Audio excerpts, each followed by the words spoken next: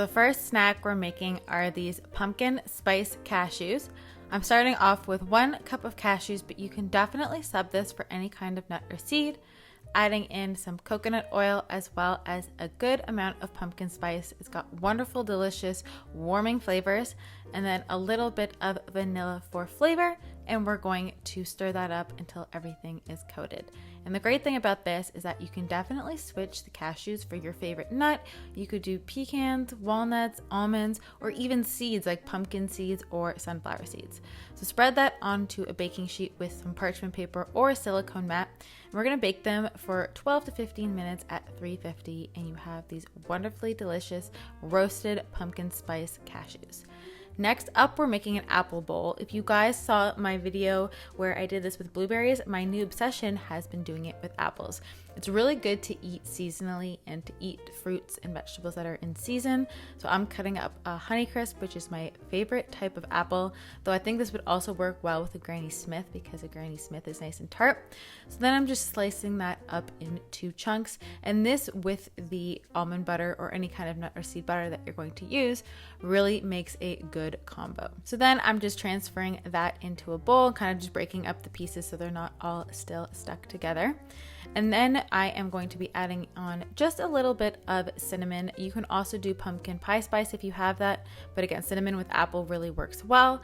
A drizzle of almond butter on the top, but you can do sunflower seed butter or cashew butter. Even coconut butter would work really, really well here as well. And then to finish it off, I'm putting on some cacao nibs. And cacao nibs are great because they kind of give a chocolate feel without the sugar, and it adds a little bit of crunch, which I love in this little snack. Next up, we're making a very quick avocado dip. So I'm using half of an avocado, great healthy fats, which are going to help to keep you full. It's full of fiber, and let's be honest, it has a wonderfully creamy texture to it too.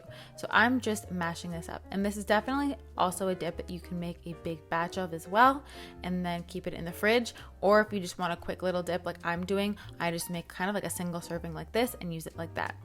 And then to that, I'm adding in this dairy-free coconut yogurt. I do use a natural one as opposed to a vanilla one, so it's just neutral in flavor. That way you can use it both salty and sweet. So adding that into it. And then for both preserving purposes and for flavor, I'm adding in the juice of half of a lime. So this really kind of gives it almost like a creamy guacamole type feel.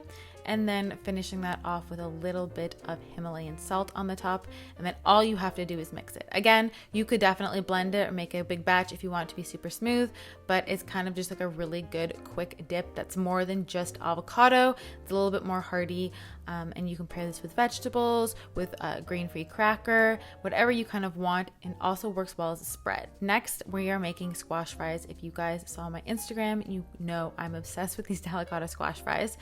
So I'm just slicing up a DELICATA squash. I keep the skin on because it's actually full of fiber and has so many vitamins in it.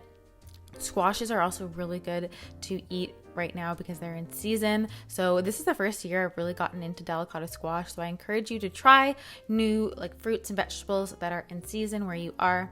I'm slicing that into thin slices. The key to getting them nice and crispy is to not make them too thick. So I kind of make them about a 1/4 inch thick. I spray them with a little bit of avocado oil, sprinkle of Himalayan salt, but you could definitely could do spicy if you wanted to do chili flakes on here, but I just keep it simple. You bake them off and they have this wonderfully crisp texture that would also work well with the avocado dip. I'm gonna leave my healthy snacks playlist and my last healthy snacks video on the screen here so that you can watch them, and I will see you in my next video. Bye guys.